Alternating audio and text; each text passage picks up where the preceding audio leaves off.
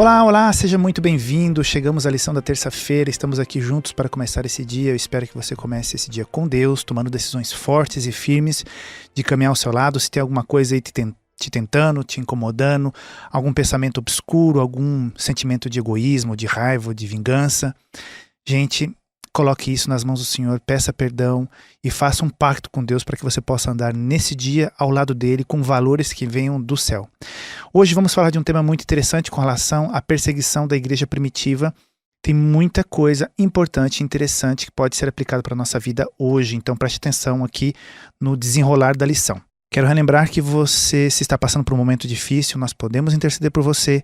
Não se esqueça que nós temos aqui os nossos guerreiros de oração, já são 275 pessoas enquanto eu estou gravando esse programa, que estarão orando pelo teu pedido. Então não se esqueça, tem o link aqui embaixo do vídeo onde você pode fazer o teu pedido, tá bom? Vamos lá então para a mensagem central da lição de hoje. Meus amigos, nós deveríamos viver essa mesma experiência. Olha só, estamos aqui na igreja primitiva, Jesus já ressuscitou, os discípulos ficaram ali esperando a promessa, veio o batismo do Espírito Santo, começaram as pregações, Pedro se converteu, fez aquele grande sermão, 3.000 pessoas se converteram numa só pregação, e a igreja está fervendo, os irmãos estão orando na casa de um e dos outros, estão compartilhando os seus bens. Muita gente, porque se tornou cristão, foram expulsos das suas famílias, então todo mundo estava mais ou menos como uma grande família ajudando uns aos outros. Houveram problemas ali, como sempre existe, como foi o caso de Ananias e Safira, mas a igreja está vivendo um momento espiritual de grande consagração. Olha só o que nós podemos ler aqui em Atos capítulo 8, na metade do primeiro versículo, depois do apedrejamento de Estevão, né? Naquela ocasião desencadeou-se grande perseguição contra a igreja em Jerusalém. Todos, exceto os apóstolos, foram dispersos pelas regiões da Judeia e de Samaria. Versículo 3. Saulo, por sua vez, devastava a igreja, indo de casa em casa, arrastava homens e mulheres e os lançavam na prisão. Versículo 4. Os que haviam sido dispersos pregavam a palavra por onde quer que fossem. Nós temos aqui uma situação terrível. As pessoas eram perseguidas pela sua fé. As pessoas iam pregar e eram perseguidas. E muitas mortes houveram neste período. Muitas pessoas pagaram com a sua própria vida o fato de se tornarem cristãs. Porém, ao mesmo tempo onde havia uma grande perseguição, houve um grande crescimento da igreja.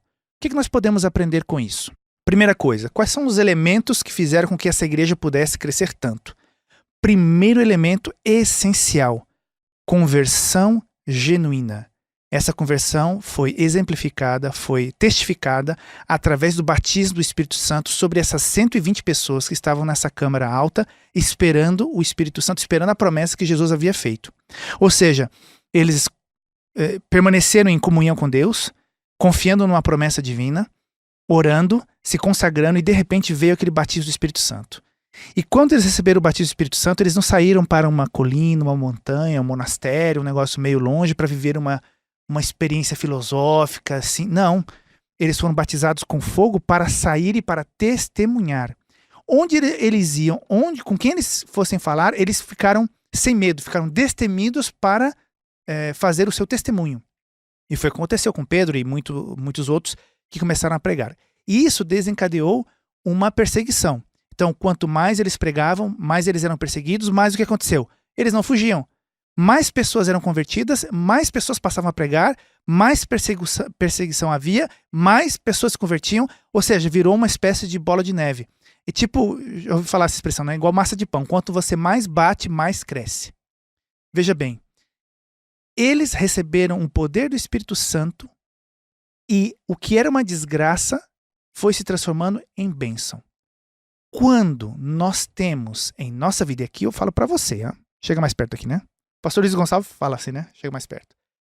Quando você não sofre nenhuma perseguição, quando você está bem confortávelzinho aí no sofá, com o teu celular na mão, me escutando agora, que tá tudo bem, tá tudo confortável, tem um certo dinheiro na conta, tem um trabalho mais ou menos certo, ou uma renda fixa certa, os filhos talvez já estejam bem encaminhados, tal. Você, casado, solteiro, não sei. Mas você está bem. Você tem boas condições financeiras. Cuidado. O conforto é um grande inimigo do crescimento e da comunhão pessoal das pessoas. Nós podemos ser perseguidos, e Satanás tem perseguido muitas pessoas, mas Satanás também percebeu, como também em muitos outros momentos da história, de repente não é a perseguição que vai fazer com que os seus adversários sejam destruídos, mas é a intrusão na vida dessas pessoas, delicadamente, sorrateiramente, fazendo que as pessoas parem de viver com amor, com paixão, com convicção e simplesmente vivam algo com formalidade, com conforto, e as pessoas perdem aquele fogo, aquela força, aquela energia de testemunhar, de ser fiel. Então, nesse caso, a gente pode perceber que a perseguição da igreja foi uma bênção. Deus transformou limão em limonada. Quanto mais eram perseguidos, mais pessoas se convertiam, mais pessoas ficavam impactadas com o testemunho dos que eram perseguidos. Quantas pessoas se converteram no apedrejamento de Estevão? Muitas, eu creio. Até mesmo Paulo depois, de uma certa forma, vai ser impactado também por isso. Deus, quando vai falar com ele, olha, você, Saulo, você é o que está me perseguindo. Com certeza, no período que Saulo ficou cego sem poder ver, ele pensou no que ele viu, no que ele testemunhou quando estavam apedrejando Estevão.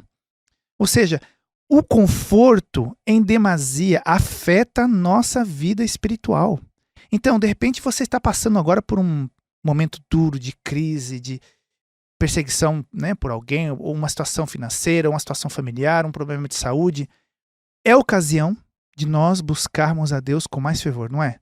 De repente, você nunca encontrou a Deus como você encontrou no meio de um grande problema.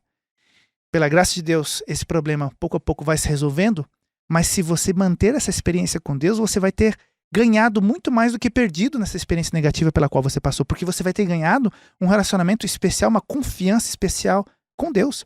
Mesmo que se passem anos, você sempre vai se recordar, olha só, no passado, quando aconteceu isso, olha só que experiência eu vivi com Deus e olha só como Ele me ajudou. Então, Ele vai fazer a mesma coisa no futuro.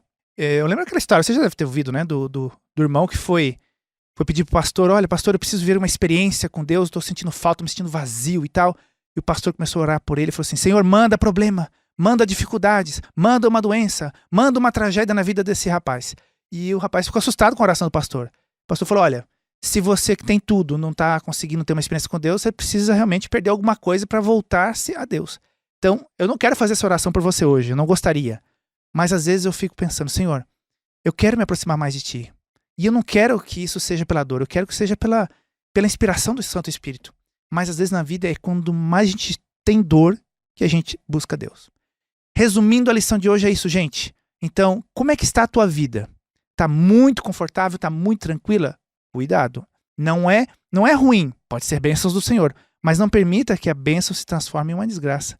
Não permita que porque você tem recursos financeiros, você está bem na sua situação, né, familiar, que está tudo ok e que você acaba deixando de lado, se desinteressando da palavra de Deus, do teu culto pessoal, das atividades da igreja. Cuidado, atenção, se você está nesse caminho, abre o olho, tá bom?